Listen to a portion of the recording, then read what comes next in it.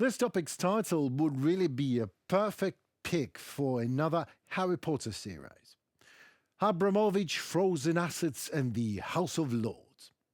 Russian-Israel oligarch Roman Abramovich evaded millions in taxes in EU countries through a fake yacht-for-hire scheme, according to a joint investigation by the BBC, The Guardian, and the Bureau of Investigative Journalism. And actually, common sense just as well, because frankly, if you would be Abramovich, a Russian oligarch, would you act the same, avoiding taxes when and how you can? Well, I guess it will have to remain a mystery forever, but this is not only you and Abramovich I wanted to talk about. In particular, Russian money, somewhat frozen in the West in general. Let us all talk about that.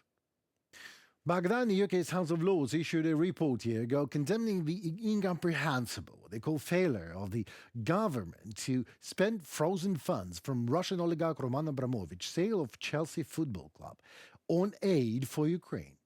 Abramovich has a net worth estimated to be around 9 billion and has Russian, Israeli and Portuguese citizenship. He was formerly the governor of the Chukotka region in Russia's Far East and previously owned Chelsea Football Club, which he was forced to sell after the outbreak of the full-scale invasion of Ukraine. The sale of this Chelsea Football Club generated £2.5 billion, which is $3.2 billion, which Abramovich said he would donate to Ukraine. Almost 20 months later, the funds remain in a bank account in the United Kingdom and have yet to be spent on aid for Ukraine. The impasse appears to be related to a disagreement between the UK and Abramovich about how the funds should be spent.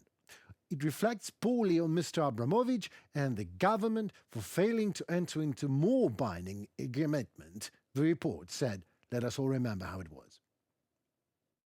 The committee urges the government to use all available legal levers to solve this impasse rapidly so that Ukraine can receive much-needed, promised and long-overdue relief. The UK's House of Lords Committee.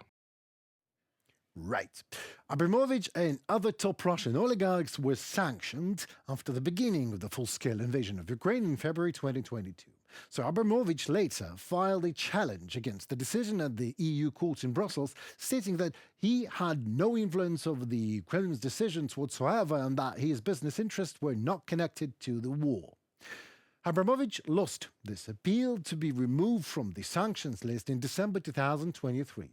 Shortly after the outbreak of the full-scale invasion, Abramovich participated in peace negotiations between Russia and Ukraine. He visited Kiev as part of the talks in April 2022, which his spokesperson denied. Later in the year, Abramovich met with Saudi Crown Prince Mohammed bin Salman to help negotiate a prisoner exchange. So the dear House of our Lords, a year ago, was against the fact that Abramovich somewhat does not want to give up on £3 billion or dollars that he promised to donate to Ukraine, but did not so far do that, as probably he's afraid that Putin will murder him for that. And what the House of Lords is afraid today, when it comes to 300 billion of pure Russian assets that are frozen in the West and in the United Kingdom in European and English banks. Don't get me wrong, dear Lords. Accuse Abramovich all you want. It is the right thing to do.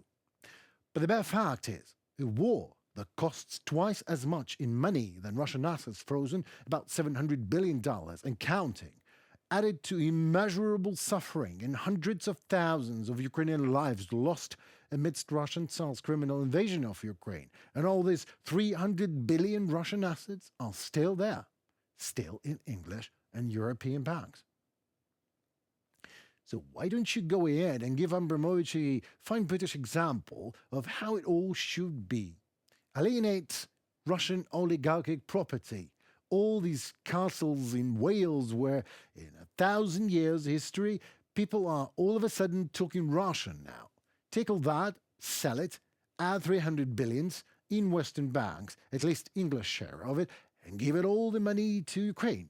I mean, lead the way, good lords. Maybe Abramovich will follow.